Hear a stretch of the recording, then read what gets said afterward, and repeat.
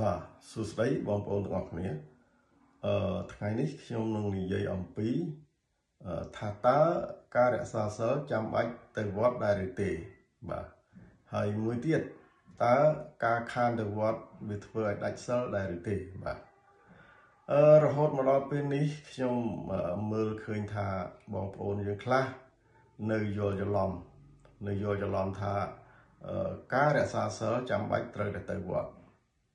ដល់តែគ្មានពេលទៅវត្តធ្វើឲ្យខ្លួនយើងនឹងមិនអាចរក្សាសីលបានទេបាទហើយទី2ការដែលខានទៅវត្តធ្វើឲ្យដាច់សីលបាទនឹងក៏យល់យ៉ាងខ្ញុំគិតថាការយល់ទាំងពីរហ្នឹងគឺខុសទាំងស្រុងបាទតាមពិតសីលគឺជាសេចក្តីល្អរបស់មនុស្សបាទជាសេចក្តីល្អរបស់មនុស្សសីលមិនមានសីលឯណាក្រៅពីសេចក្តីល្អរបស់មនុស្សទេបាទហើយសីលវានៅជាប់នឹងខ្លួនរបស់មនុស្សវាមិនមែននៅលើមេឃវាមិនមែននៅក្នុងវត្តដែលធ្វើឲ្យយើងពិបាកសុំពិបាកមានអ្នកឲ្យទេបាទអញ្ចឹងការធ្វើនៅសេចក្តីល្អគឺជាការរក្សាសីលបាទហើយសេចក្តីល្អវាមានច្រើនប៉ុន្តែព្រះសម្មាសម្ពុទ្ធលោកច្បិចយកតែ5មកពន្យល់មនុស្សឲ្យមនុស្សប្រតិបត្តិឲ្យឈ្មោះថាសិល5ឬក៏ថានិច្ចសិលហើយទាំង5នេះយើងមើលទៅយើងវានៅក្នុងខ្លួនយើងទេទី1មិនសម្លាប់សត្វបាទទី2មិនបៀតបៀនឬក៏កេងប្រវ័ញ្ចទ្រព្យអ្នកដទៃទី3មិនប្រព្រឹត្តកាមខុសពីភរិយាឬក៏ស្វាមីខ្លួនឯងបាទទី4មិនភូតមិនឆោបោកអ្នកដទៃទី5មិនពិសាគ្រឿងស្រវឹងបាទ5ចំណុចនេះគឺអត់មានអ្នកណាបោះឲ្យយើងទេហើយក៏គ្មានពិបាកយើងសុំអ្នកណាដែរដូចគ្នាគឺយើងធ្វើដោយខ្លួនឯងមានន័យថាបើបុគ្គលណាម្នាក់ព្រមសាងនៅសេចក្តីល្អព្រមធ្វើនៅសេចក្តីល្អនឹងទាំង5នឹងមានឈ្មោះថាបុគ្គលនោះមានសិលហើយបាទអត់ចាំបាច់ធ្វើអ្វីទេបាទរឿងទៅវត្តជាប្រពៃណីរបស់ខ្មែរយើងជារឿងបន្ទាប់បាទមានពេលយើងទៅគ្មានពេលតាមជាក់ស្ដែងតែប៉ុណ្ណឹងបាទអញ្ចឹងការរក្សាសិល5នេះសំខាន់ណាស់បើទស្សនៈក្រៅពុទ្ធសាសនាគេឲ្យ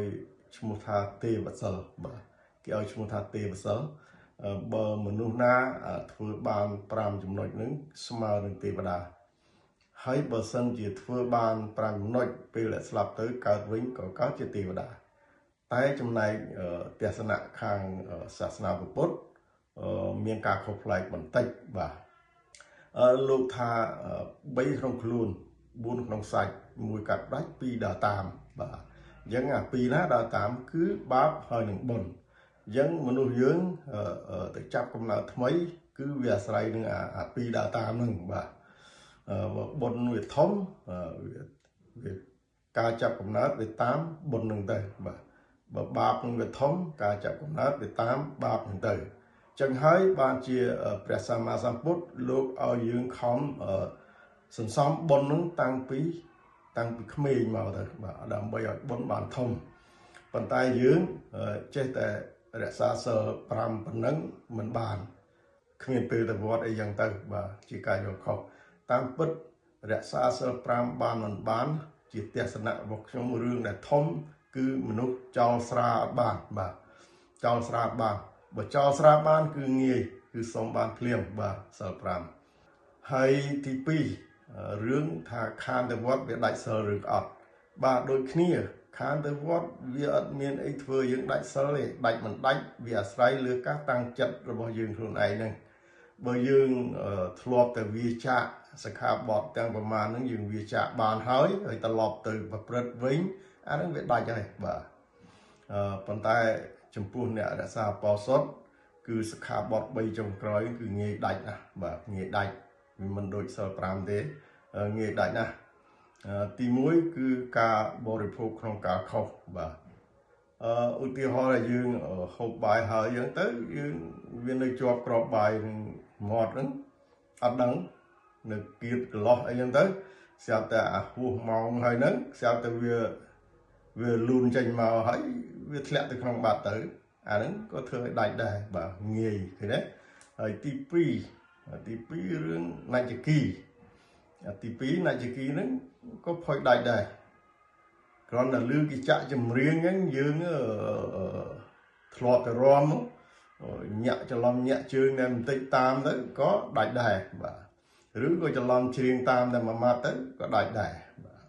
ហើយទី3ក៏យ៉ាងដែរអុចចាដេកហើយយ៉ាងទៅច្រឡំសវ៉ាខ្នើយអោបអីយ៉ាងទៅក៏ដាច់ដែរបាទអញ្ចឹងអ្នករក្សាបរិសុទ្ធសិក្ខាបទ3ចុងក្រោយហ្នឹងគឺផុយដាច់បាទផុយដាច់